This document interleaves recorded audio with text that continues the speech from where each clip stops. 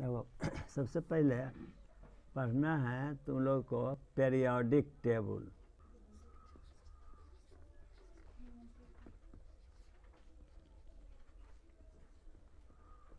Periodic table देखो आवर्त सारणी।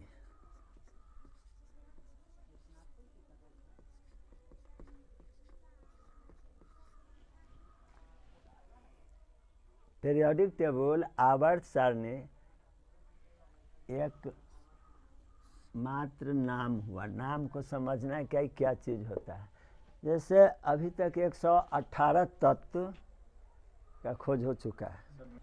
118 तत्व का आविष्कार हो चुका है अभी तक। लेकिन जिस समय इसका स्टार्टिंग हुआ पीरियोडिक टेबल का, तो पीरियोडिक टेबल के पीरियड में जिस समय इसका आवर्त तैयार हुआ, तो आवर्त तैयार करने के स्थिति में विभिन्न प्रकार के वैज्ञानिक अपना अपना स्तर से अपना अपना ढंग से इसको सजाया। जिसमें सबसे फर्स्ट में जो वैज्ञानिक था वो वैज्ञानिक था जो जनरल रूप में था। जनरल वैज्ञानिक का मतलब कि जो समान रूप से जो वैज्ञानिक उस समय सामने आ गया था, उसको सीधा रूप में तत्वों को धातु अधातु के रूप में, चूँकि धातु अधातु के रूप में तत्व को अलग अलग करना, जैसे धातु में कुछ ऐसा गुण होता है जिसमें चमक होती है, या वो आघात वर्ध होता है, या उसकी आवाज़ थोड़ी सुरीली होती है, मीठी। ऐसी स्थिति में वो लोग साधारण ढंग से दो भाग में बांट दिया, एक धातु और एक अधातु। लेकिन वह सक्सेस न हुआ। धातु अधातु मान लो कुछ धातु है, जैसे धातु को अलग कर दिया, धातु को अलग कर दिया, तो इससे आवर्त सारणी के कोई छटनी या उसका वर्गीकरण या अलग अलग कोई तरह के भेद विभेद उत्पन्न न हुआ। जैसा कि इसमें पहला स्थिति है कि धातु और अधातु का, ये स्थिति जो है ना 18वीं शताब्दी के, जिसको कौन किया था? लावोइज़ियर। जो धातु और अधातु के आधार पर तत्वों का वर्गीकरण, यह है 18वीं शताब्दी की बात। 18वीं शताब्दी। लेकिन यह सक्सेस वहाँ तक नहीं गया। इसको जो वैज्ञानिक किया था वो कौन था? लावोइज़ियर। समझ गया ना? तो इस तरह से लावोइज़ियर के मुताबिक मान लो तत्व है, और तत्व में बहुत सारे तत्व हैं, सिर्फ धातु या धातु न है, उपधातु भी है, और सारे गैस है, हाइड्रोजन है। तो इस तरह से धातु अधातु के आधार पर सजा देने से तत्वों के गुण में तो कोई अलग अलग जो बंटवारा होना चाहिए, अलग अलग उसमें अंतर होना चाहिए, सो तो स्पष्ट नहीं हुआ। इसलिए इनका जो है ना लावोइज़ियर की स्थिति, लावोइज़ियर का जो नियम है वो नियम कारगर न हुआ। ठीक है, ये बात समझ में आ गया। बाकी तुम लोग उतारना होगा तो ऊपर लिखा हुआ है, तो अपने मोबाइल से चाहे कलम कॉपी से ऐसा कर सकते हो।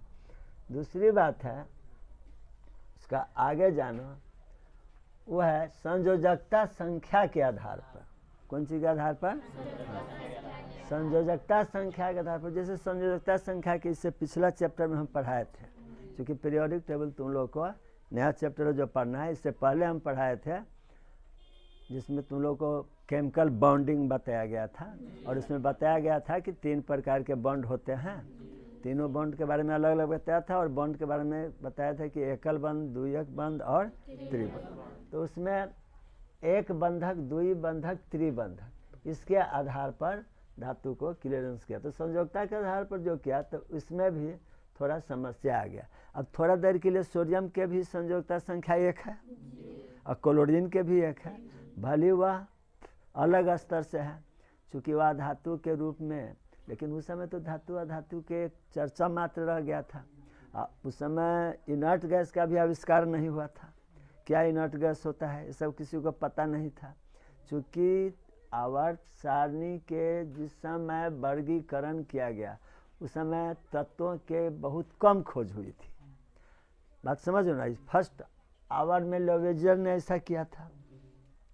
तो जैसे कि उदाहरण के लिए जैसे ही सोडियम है, क्लोरीन है, सोडियम है, लिथियम है, पोटेशियम है, ब्रोमीन है, एल्युमिनियम है, बोरन है, कैल्शियम है, तो सबका देखो ना वैलेंसी मिल रहा है, संयोजकता संख्या मिल रहा है, लेकिन संयोजकता संख्या फिर धातु हो गया। एक जगह जो क्या था धातु धातु पर संयोजकता के आधार पर, तो धातु के सोडियम और क्लोरीन दोनों में अंतर है।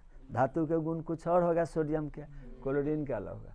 यहाँ सवाल है सोडियम का और लिथियम का, ये थोड़ा मिला भी, ये थोड़ा मिला भी, तो फिर पोटेशियम और ब्रोमीन नहीं मिला। दूसरी बात, ये क्लोरीन है, ये पोटेशियम है, ये एल्युमिनियम है, ये बोरन है, कैल्शियम है, यहाँ पर कुछ और रख दो, मानो क्लोरीन है चाहे ब्रोमीन है इसके साथ है। इस तरह से जो रखा संयोजकता के आधार पर, लेकिन ये भी सक्सेस नहीं हुआ, चूँकि यहाँ सवाल है कि संयोजकता समान हो, तो समान हो तो गुण भी तो मिलना चाहिए, लेकिन गुण मिला नहीं। लास्ट में थर्ड रूप में है डोबरेनर। ये जब सक्सेस ना हुआ ना तो कौन इसको किया? डोबरेनर। डोबरेनर का था 19वीं शताब्दी की बात है, जो जर्मन के रसायन शास्त्री था। जर्मन रसायन शास्त्री डोबरेनर वो तो बहुत कमाल की बात किया। उन्होंने क्या किया कि तिर्यक व्यवस्था लगाया, तत्वों का कौन व्यवस्था लगाया? तिर्यक। डोबरेनर के तिर्यक वाली जो स्थिति है, डोबरेनर का जो है तिर्यक वाली स्थिति जर्मन रसायन शास्त्री, वो कैसे किया यहाँ इसको समझो।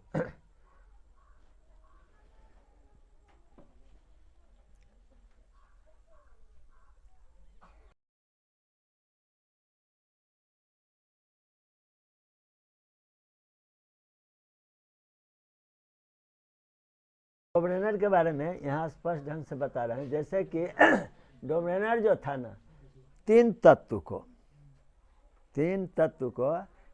डोबरेनर कहाँ का था? डोबरेनर जर्मन रसायन शास्त्री था। किस ईस्वी की बात है? 19वीं शताब्दी की बात।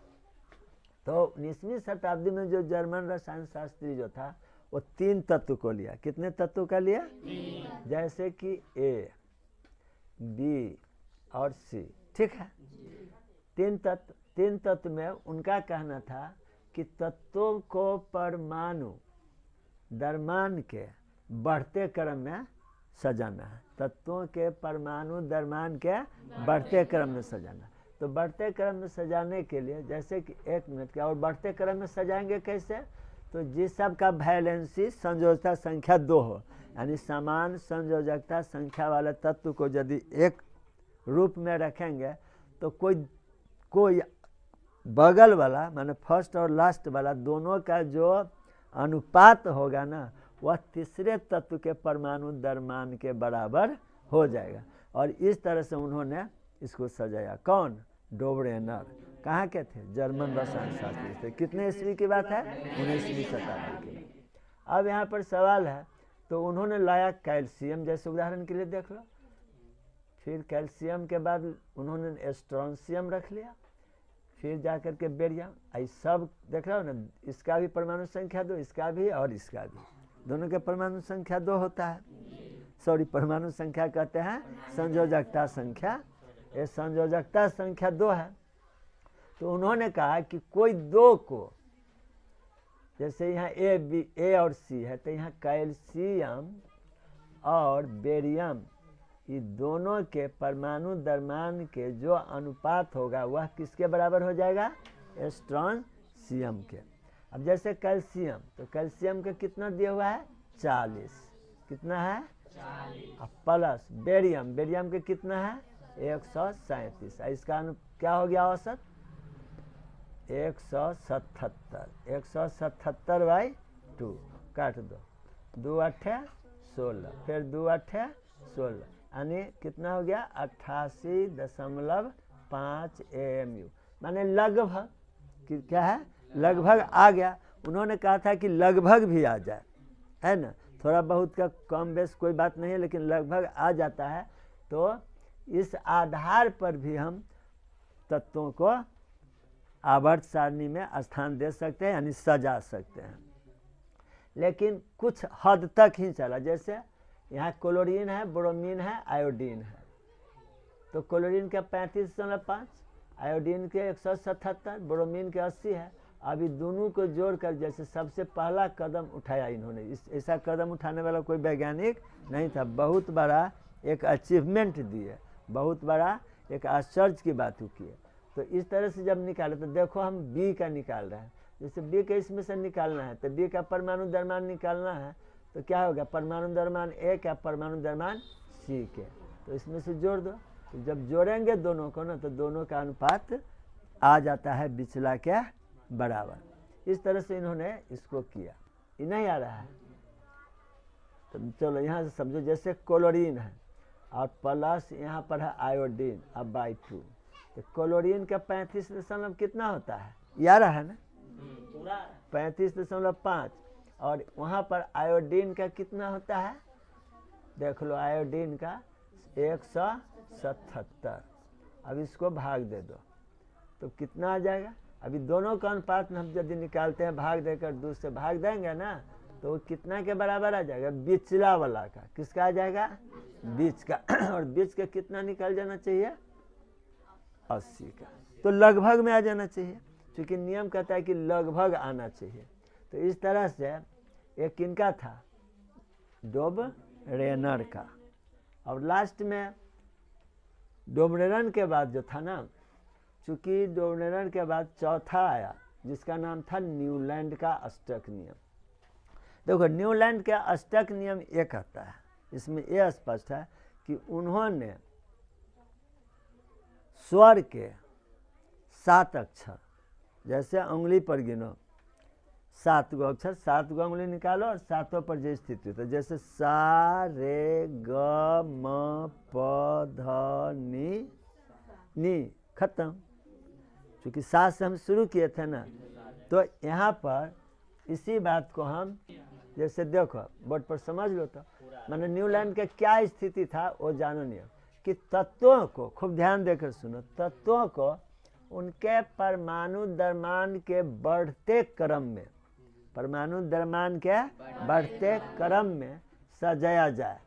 तो 7 तत्व के बाद जो 8वां तत्व आएगा वह पहले वाले तत्व के गुण के समान होगा।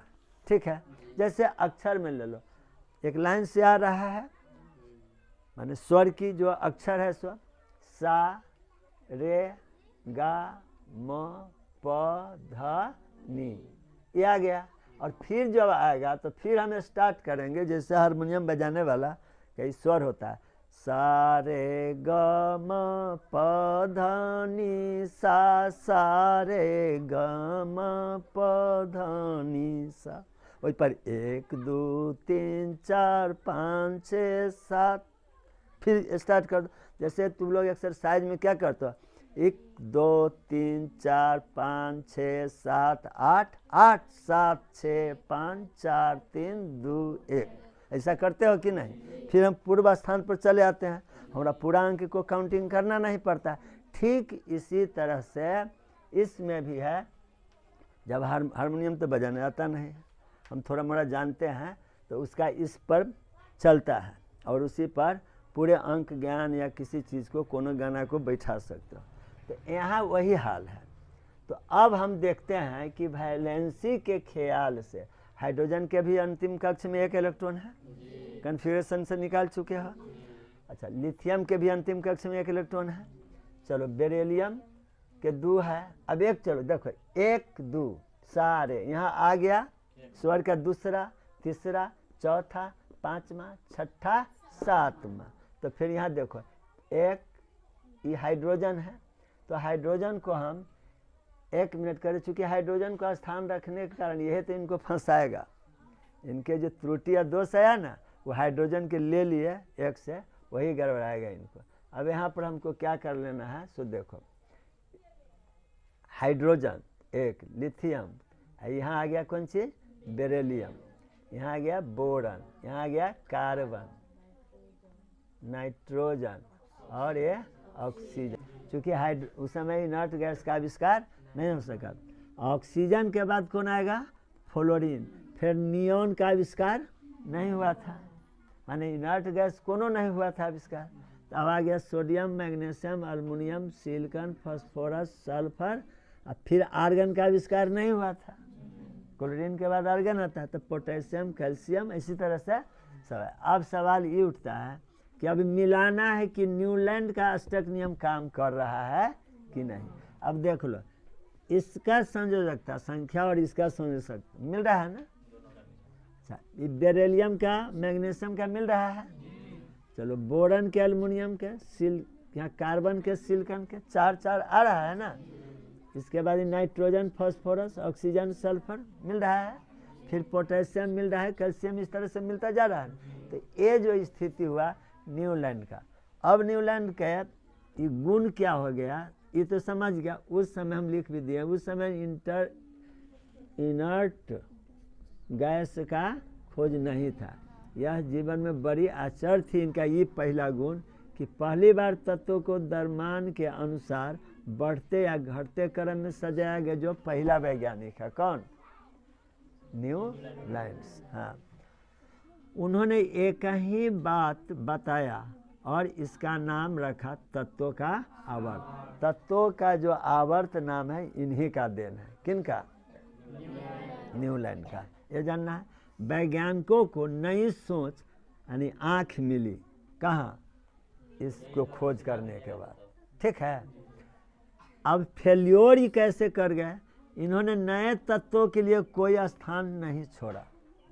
दिए तो आज, फिर तो भविष्य में आने वाला है ना, सो नहीं ध्यान दिए। जैसे कि बाद में इनर्ट गैस की खोज हुआ, जब ये इनर्ट गैस की खोज होगा बीच में आएगा तो इनका ही फेल कर जाएगा, सब हो जाएगा उल्टा फुल्टा। यही इनको इनर्ट गैस के कारण इनका ही गड़बड़ हुआ था। इस तरह से इनर्ट गैस आया और इनको पूरे नियम को ले मारा। अष्टक नियम क्यों है?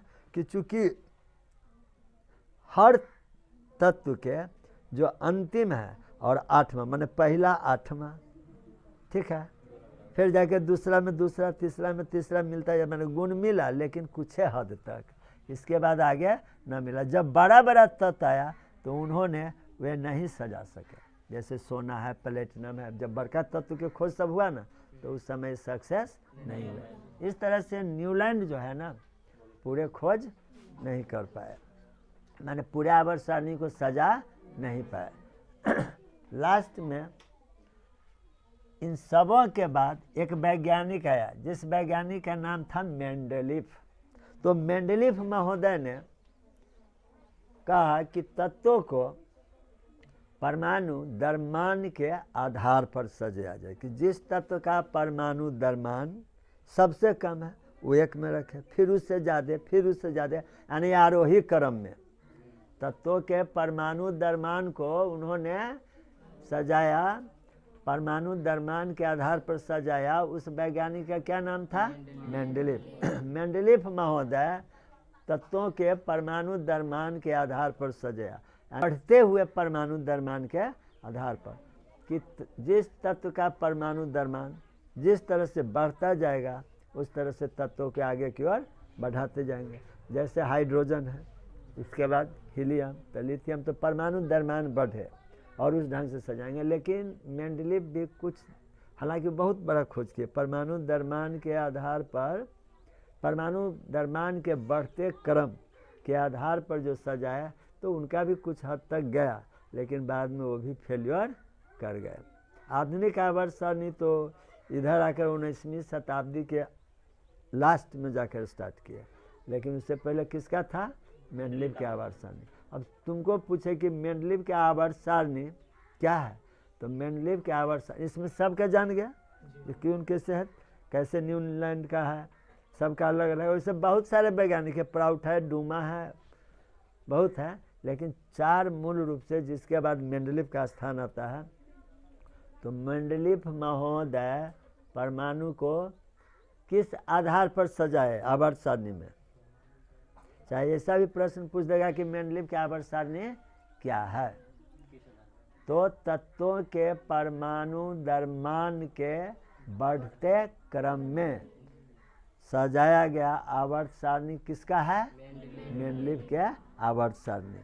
ठीक है, अब मेंडलीव के आवर्त सारणी में कुछ हल्का फल्का दोष आया। चलो, तत्वों को समान गुणों के आधार पर किसी वर्ग में रखने की क्रिया को उसका आवर्ती वर्गीकरण तो पहले हो गया। अब इसका लाभ जो है ना, इसे बनाने में पूरी केमिस्ट्री आसान हो गया। किसका? मेंडलीव का।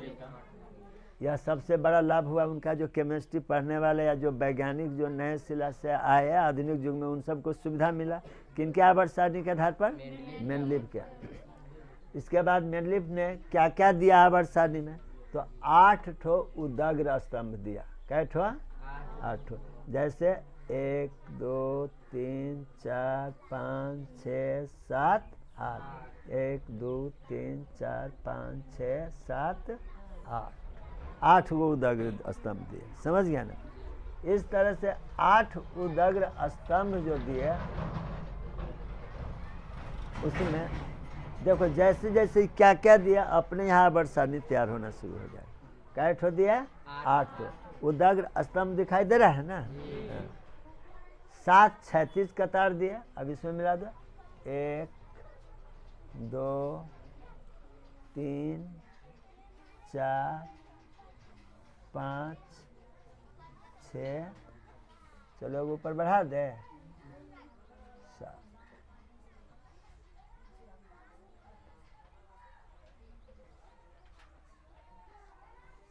इस तरह से। ठीक है,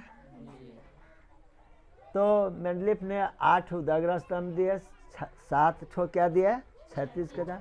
और एक जैसे गुण वाले तत्वों को एक साथ रखने का भी प्रयास किए। जैसे एक जैसा का मतलब जिस सब का संयोजकता संख्या 1 है, उसको एक वर्ग में। सबसे पहले तो ये कुछ हद तक काम किए कि जैसे ही फर्स्ट वर्ग हो गया। ये क्या हुआ? First, second, third, 4 5 6 7 8। और 1 से लेके 7 तक को 2 उपवर्गों में विभाजित कर दिए। 8 ठो उदग्र स्तंभ मेंडलीव ने दिया ना, उसमें से 7 ठो उदग्र स्तंभ को उन्होंने 2 उपवर्गों में बांट दिए, ए बी करके। क्या करके? A B A B A B A B A B A B A B, ऐसे बांट दिए। ठीक है, और 8वां जो था ना, 8वां उसको छोड़ दिए। ठीक है, अब समान गुण वाला तत्व, जैसे संयोजकता संख्या 1 है, सबको 1 में। जैसे यहाँ पर हाइड्रोजन को देखो, हाइड्रोजन की वैलेंसी 1 है, इसमें रख दिए। फिर लिथियम का 1 है, फिर सोडियम का 1 है, फिर पोटेशियम का 1 है, फिर रूबिडियम का 1 है, फिर सीजियम का 1 है। देख रहे हो ना? फिर फ्रॉन्टियम का भी 1 है, जो बाद में खोजिया। तो इस तरह से रखे एक संयोजकता संख्या।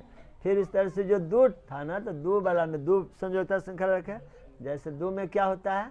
मैग्नीशियम। और इसको आवर्त भी बनाए, आवर्त का भी नाम यहाँ खोल देते हैं। जैसे 1 हो गया, 2 हुआ, 3 हुआ, 4 हुआ, 5 हुआ, 6 हुआ, और ये वो छूट गया है ना। चलो कोई बात नहीं, समझ रहे हो ना? तो इस तरह से 7 रखें। अब इस धारा से जिसका वैलेंसी, अब इसमें एक बात समझ जाओ, वैलेंसी को दूर छोड़ो, कि जो क्षैतिज कतार है, जो क्षैतिज कतार है, उनका नाम क्या रखे? आवर्त। क्षैतिज कतार को क्या रखे? आवर्त। और जो ऊर्ध्वाधार कतार था ना, ऊर्ध्वाधार का नाम रखे वर्ग। जो ऊर्ध्वाधार कतार है उसको क्या रखे? वर्ग। और जो क्षैतिज कतार है उसको क्या रखे? आवर्त। तो ये भी प्रश्न रहता है कि आवर्त सारणी में ऊर्ध्वाधार कतार को, मेंडलीव के आवर्त सारणी में ऊर्ध्वाधार कतार को क्या कहते हैं?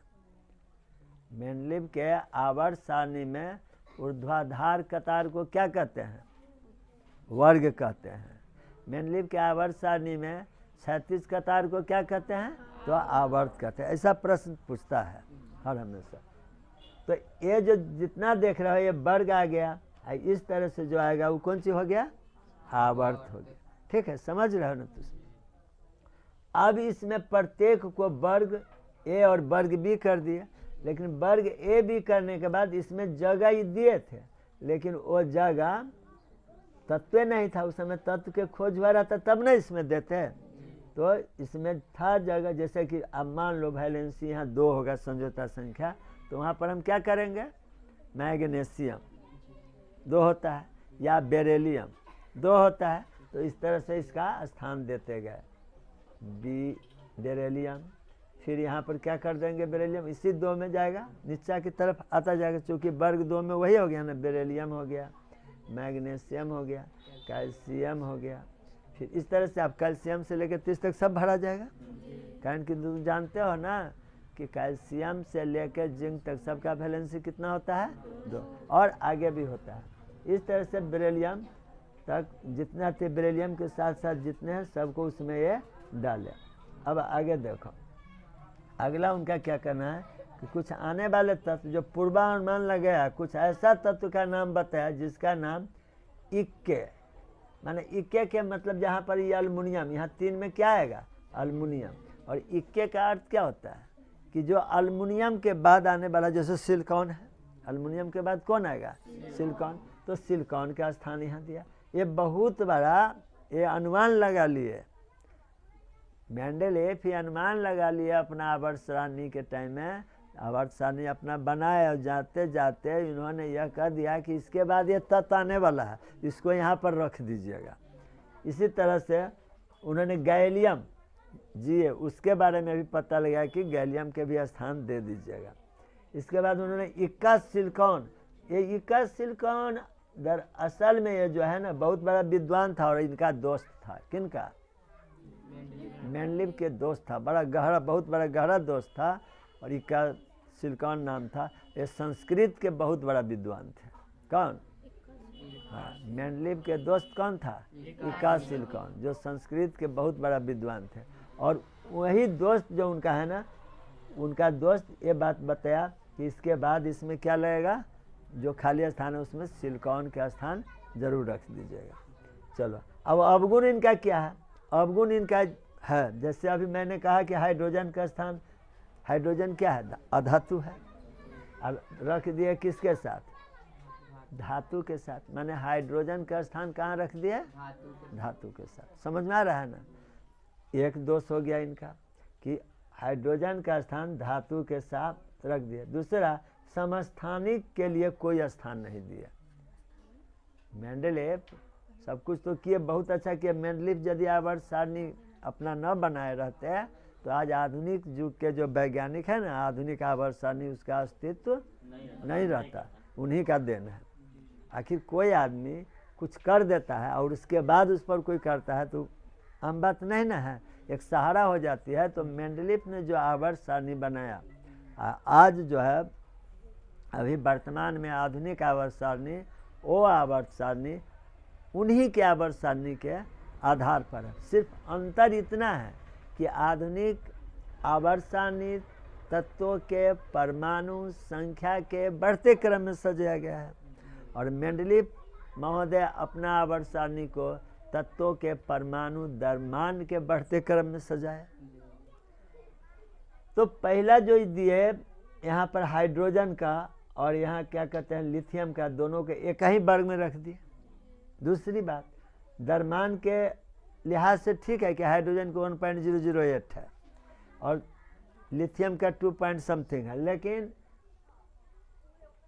गुण के आधार पर हाइड्रोजन अधातु है और लिथियम धातु है। ठीक है। तीसरी बात इनका है कि समस्थानिक, तो समस्थानिक के लिए नहीं। जैसे एक हाइड्रोजन तो सुनते हो, तो हाइड्रोजन के परमाणु संख्या 1 है, लेकिन परमाणु द्रव्यमान अलग अलग है। जैसे एक हाइड्रोजन है जिसका परमाणु द्रव्यमान 1 है, एक हाइड्रोजन है जिसका परमाणु द्रव्यमान 2 है, एक हाइड्रोजन है जिसका परमाणु द्रव्यमान 3 है। अब जैसे समस्थानिक तो तुम लोग पढ़ा है, समस्थानिक किसे कहते हैं?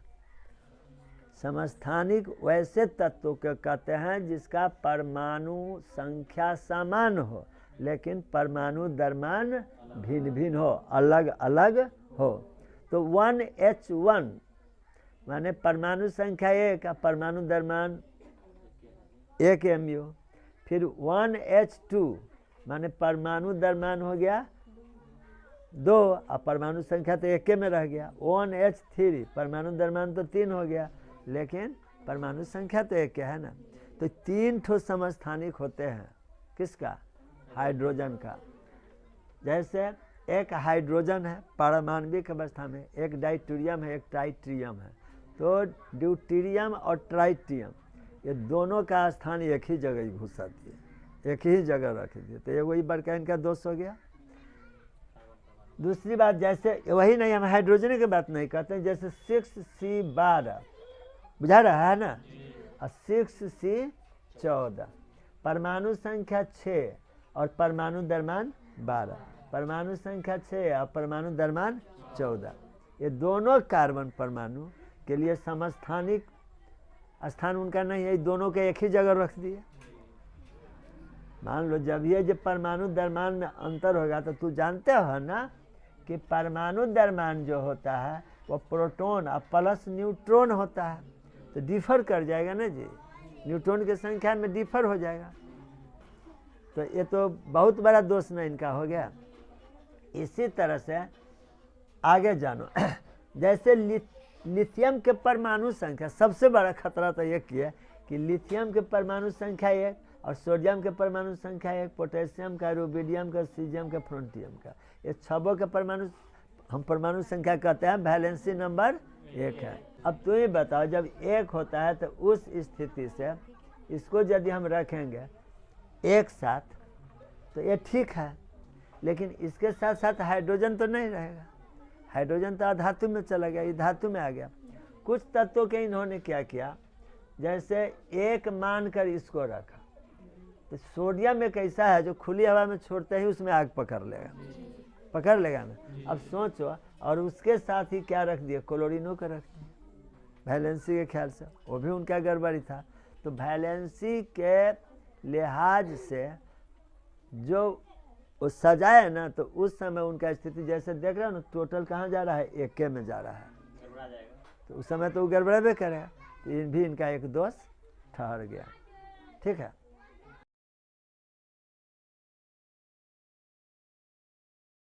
तब पिंटू जी अभी प्रश्न पूछे हैं तुम लोगों से, जवाब नहीं दिए हो, जबकि वो 8वें वर्ष से जानते आ रहे हो। तो पिछला बच्चा सबको दिखाई दे रहा है, 8वां वाला सबको नहीं। जब सबको न दिखाता होगा तो सोचा कि बातें न करे। क्या जी अब दिखाई दे रहा है? इंसान है वो लोग, है कि नहीं?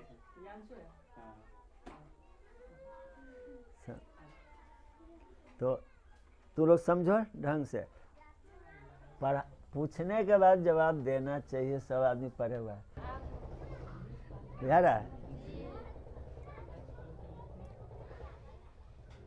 आई अक्षर छोटे लिखने पर भी गड़बड़।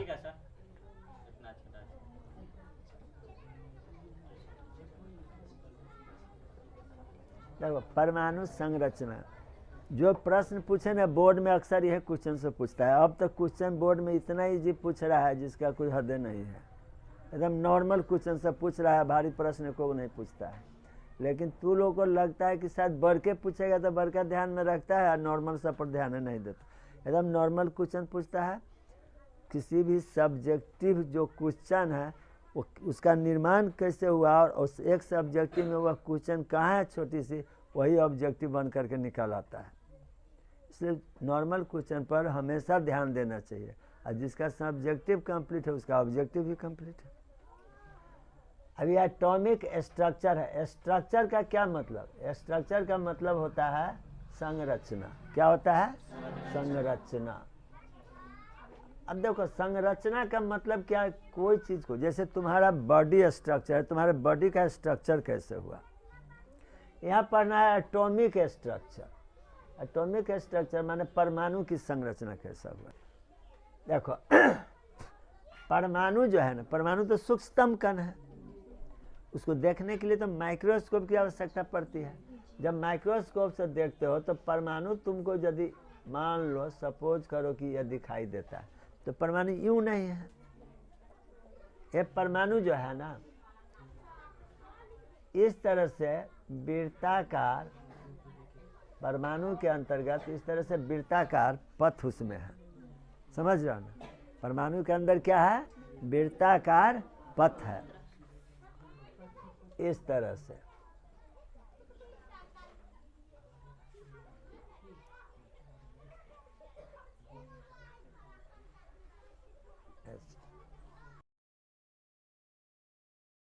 चलो देखो देखो, अब जानो ये परमाणु कोई चीज़ का परमाणु है, कोई चीज़ का है, कोई चीज़ के कैसे कह दोगे? उसमें इलेक्ट्रॉन होगा उसी हिसाब से ना। तो परमाणु के बीचों बीच में जो देख रहे हो ना, क्या पूछे हैं अभी पिंटू जी? वही ना पूछे हैं कि परमाणु के केंद्रक पर कौन सा तत्व, कौन सा कण होता है। पहले ये जानो परमाणु, ये परमाणु में होता है कौन चीज़, परमाणु में कौन कौन मौलिक कण है? तो इलेक्ट्रॉन है, प्रोटॉन है और न्यूट्रॉन। परमाणु को जब खंडन किया जाता है तो उससे 3 कण निकलता है। 3 कण का क्या नाम है तो बहुत, लेकिन हाँ, लेकिन तुम लोगों को अपना कोर्स में पढ़ना है ना 3। हम तो तुम लोगों को सब के बारे में बताए थे ना, लेकिन यहाँ 3 के जानना है। वो 3 कौन है? तो एक है प्रोटॉन, जिसको हम सूचित पी से करेंगे, स्मॉल पी। प्रोटॉन के बाद है इलेक्ट्रॉन, न्यूट्रॉन,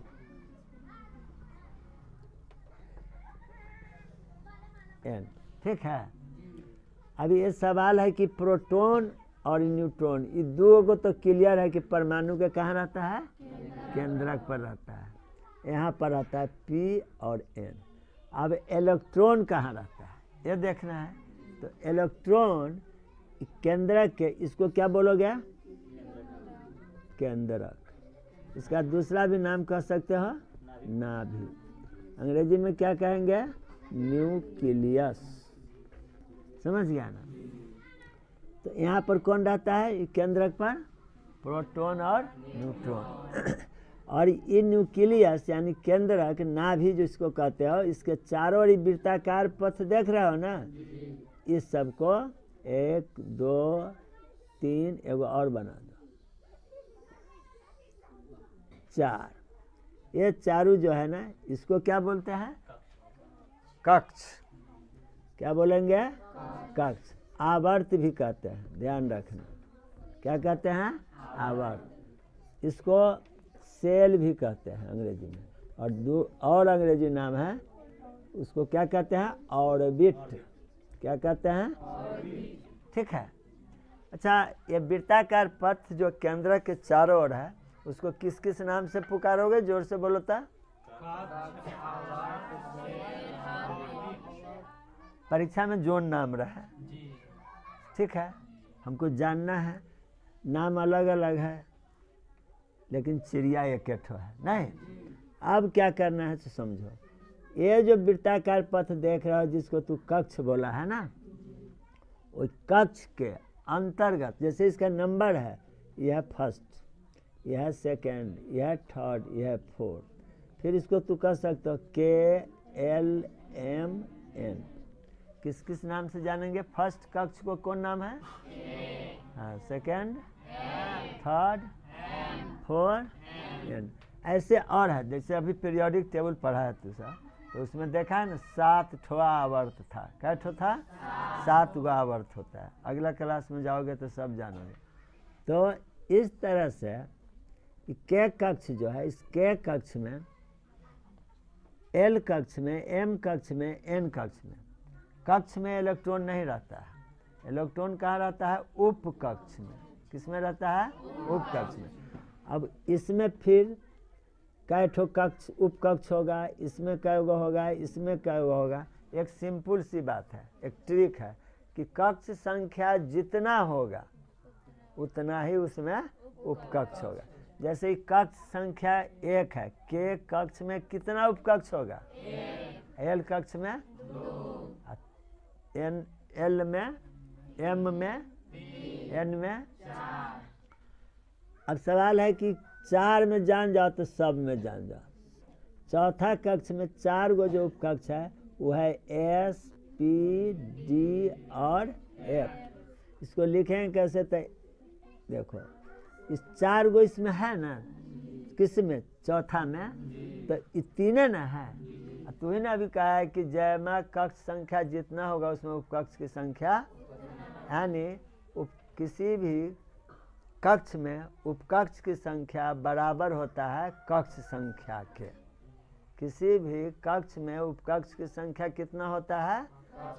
उस कक्ष के कक्ष संख्या के। तो ये कक्ष संख्या 4 था तब ना इसमें 4 गो उपकक्ष है।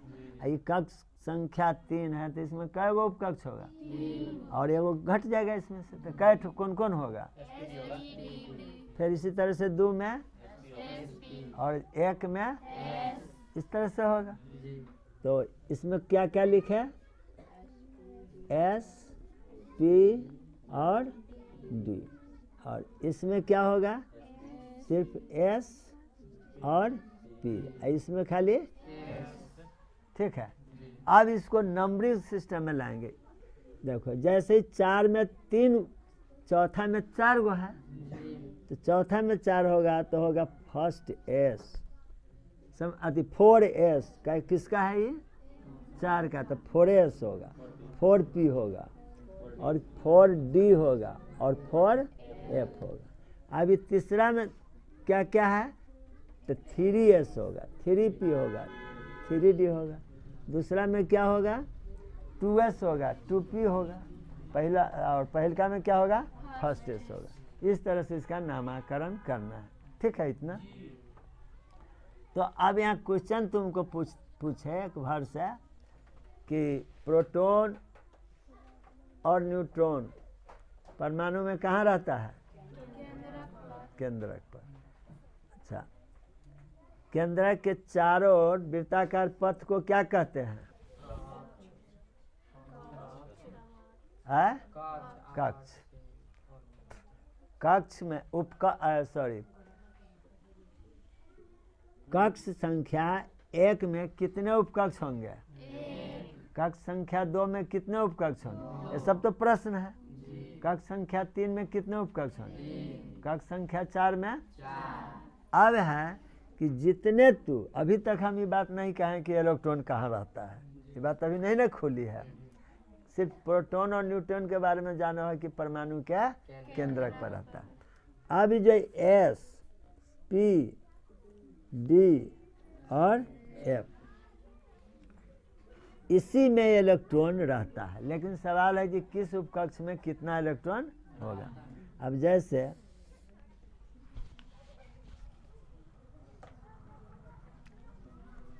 A जो है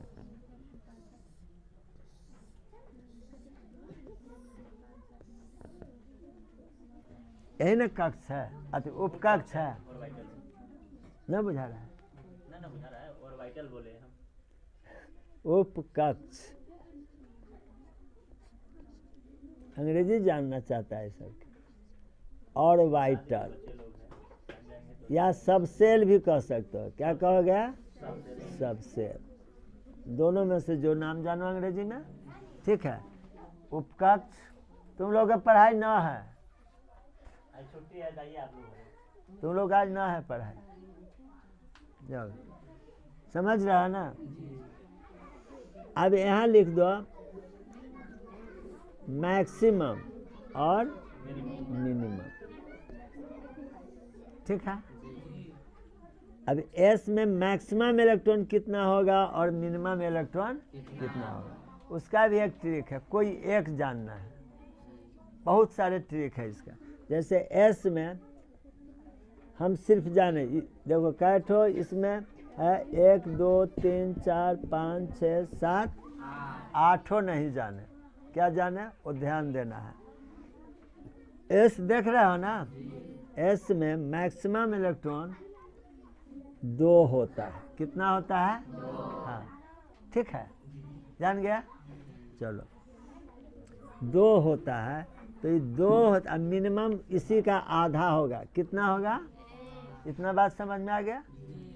एस में मैक्सिमम इलेक्ट्रॉन कितने होते हैं? और मिनिमम उसी का आधा। देखो इसमें जो देख रहा हो ना पी, या तो मिनिमम खाली जान दो, इसमें 2 होता है, इसमें 6 होता है, और इसमें 10 होता है, इसमें तो आधा कर देंगे तो उसमें के सब जान जाएंगे। समझ में आ रहा है ना? एस ऑर्बिटल में 2 इलेक्ट्रॉन मैक्सिमम है, पी ऑर्बिटल में 6 है, डी ऑर्बिटल में 10 है, एफ ऑर्बिटल में, ठीक है इतना। अब इस सब को आधा कर दें तो हमको एस पी डी एफ में मिनिमम इलेक्ट्रॉन के पता चल जाएगा, ठीक है। अब क्या करना है, या तो कितना हो जाएगा, तब 3 हो जाएगा, 5 हो जाएगा, 7। यदि हम यही जाने तो उसका दुगुना कर दे तो इसमें क्या जान जाएंगे। और यदि परीक्षा में ऐसा पूछता है तो जवाब देने में कोई दिक्कत नहीं है। अगली बात समझो कि यदि हम खाली मिनिमम एगो ही जान गए ना, देखो कोनो न हम याद करेंगे, जो सब पहले ही पूरा जानेंगे तब ना आधा करेंगे, तो न जानेंगे तो आधा नहीं कर सकते। उसका भी उपाय है। उसका क्या उपाय है? हम सिर्फ एस ऑर्बिटल के मिनिमम जाने। क्या जाने है? बस एक जानना है। मान लो तू लोग की नहीं जानता है, खाली क्या जानता है? एस ऑर्बिटल में मिनिमम इलेक्ट्रॉन कितना है, ठीक है। अब इस एक जो देख रहे हैं ना, एक में हम जोड़ देंगे 2। कितना जोड़ेंगे? चूंकि हमको दूसरा ऑर्बिटल के जानना है ना मिनिमम, तो हम 2 न जोड़ेंगे, तो 2 जोड़ेगा तो कितना हो जाएगा? फिर इसमें 2 जोड़ देंगे तो, फिर इसमें 2 जोड़ देंगे तो, सबको दुगुना कर देंगे तो इधर वाला पता चल जाएगा। अब बताओ हम एक ही से काम चला लिए कि न चला लिए? ये थोड़ा माइंड लगाना है। क्या लगाना है? कि हम एस ऑर्बिटल के खाली मिनिमम इलेक्ट्रॉन जाने। कोई दिक्कत? एस ऑर्बिटल के क्या जानना है? मिनिमम इलेक्ट्रॉन जानना है, ठीक है। तो मिनिमम जान गए तो कितना है मिनिमम? 1। अब इसका हम दूसरका में जानेंगे तो 2 को जोड़ेंगे, फिर उसमें 2 जोड़ेंगे, फिर जोड़ेंगे, इस तरह से पता चल जाता है। सबको दुगुना कर देते तो क्या हो जाता है? समझ में आ गया? ठीक है।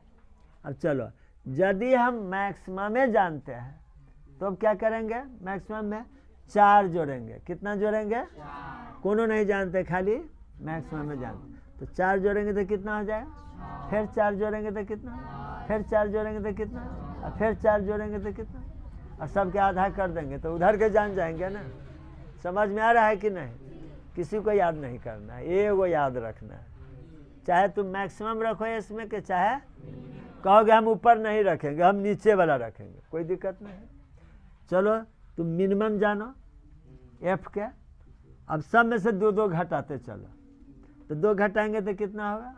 फिर 2 घटाएंगे, फिर 2 घटा देंगे, और सबको दुगुना कर दो तो हो जाएगा कि नहीं? तो कहोगे इधर से नहीं जानेंगे, हम इधर से जानेंगे। इसका भी उपाय है। तो इधर से जानना है तो हम कोनो न जानेंगे, सिर्फ एफ के मैक्सिमम जानेंगे, ठीक है। फिर वही हाल करेंगे, 4 घटा दो, फिर 4 घटा दो, फिर 4 घटा दो।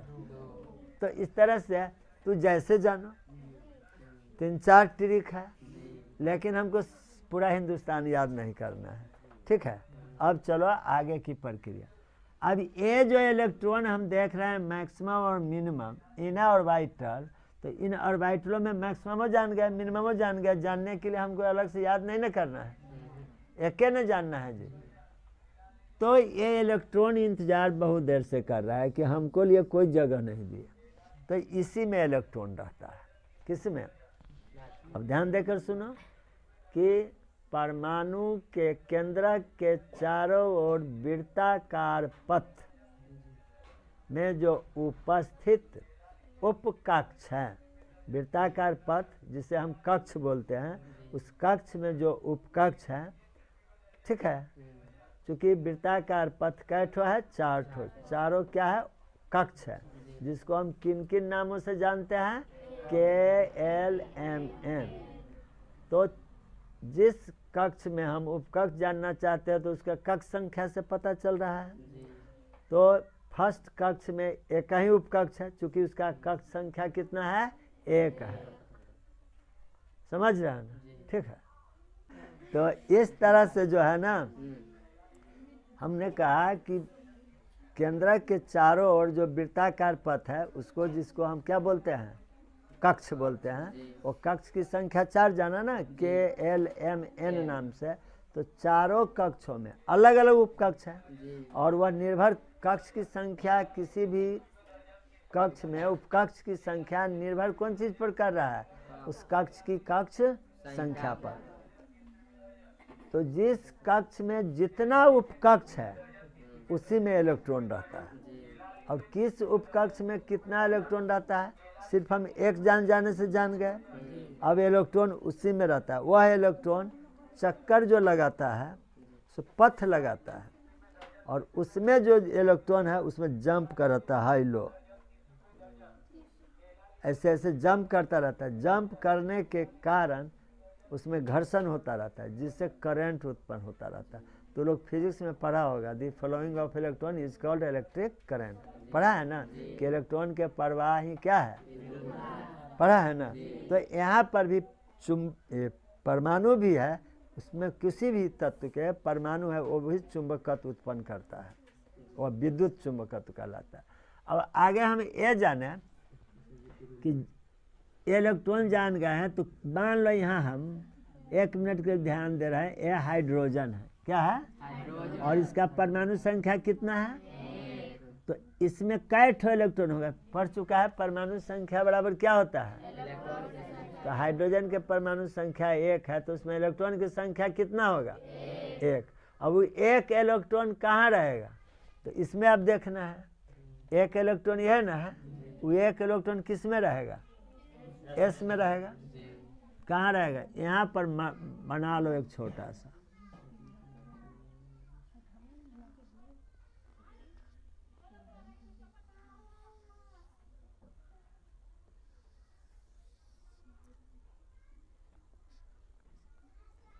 एक 2 3 4 KLMN बन गया ना। अब ये देखो, 1 ठो इलेक्ट्रॉन की बात है, तो इसमें तो फर्स्ट एस ना है, तो इसी में ना इलेक्ट्रॉन रहेगा। 1 ठो हाइड्रोजन का इलेक्ट्रॉन कहाँ रहेगा, फर्स्ट एस में रहेगा। तो ये जो 1 लिखे, ये एस लिखे, तो ये 1 का कौन सी सूचित करेगा, कक्ष संख्या को, किसको करेगा, कक्ष संख्या को सूचित करेगा। यहाँ पर जो है इसमें इलेक्ट्रॉन 1 ठो है वो सूचित कर दिया, माथे पर के इलेक्ट्रॉन सूचित करेगा, और साइड में जो है सो आवर्त सूचित करेगा, साइड में जो है वह सेल सूचित करेगा, साइड में है वह ऑर्बिट सूचित करेगा, यानी कक्ष सूचित करेगा। नाम अलग अलग है ना, वहाँ पढ़ा ना, ये लाइन में देखो है ना। तो इस तरह से हम जान जाएंगे, कहीं रहेगा फर्स्ट S1, ये ही जा करके तुमको अभी आवर्त में भी काम करेगा। वहाँ भी देखते हो हाइड्रोजन कहाँ है, कक्ष संख्या 1 में, अब वर्ग संख्या 1 में। चूँकि मेंडलीफ ने वहाँ कहा था कि वर्ग संख्या बराबर, वर्ग संख्या जो होता है वह संयोजकता संख्या के बराबर होता है। किसके बराबर, संयोजकता संख्या के बराबर होता है। और ये बात एकदम क्लियर है, तो लोग दिमाग में बैठा लो कि किसी भी तत्व का इलेक्ट्रॉनिक कॉन्फ़िगरेशन निकालेंगे तो उस तत्व के जो वैलेंसी नंबर होगा वही उसका वर्ग संख्या होगा, उतना ही आवर्त में वो तत्व पड़ेगा। इसका मतलब है कि हाइड्रोजन आवर्त संख्या 1 और वर्ग संख्या 1 में पड़ता है। ठीक, स्पष्ट समझ रहा ना।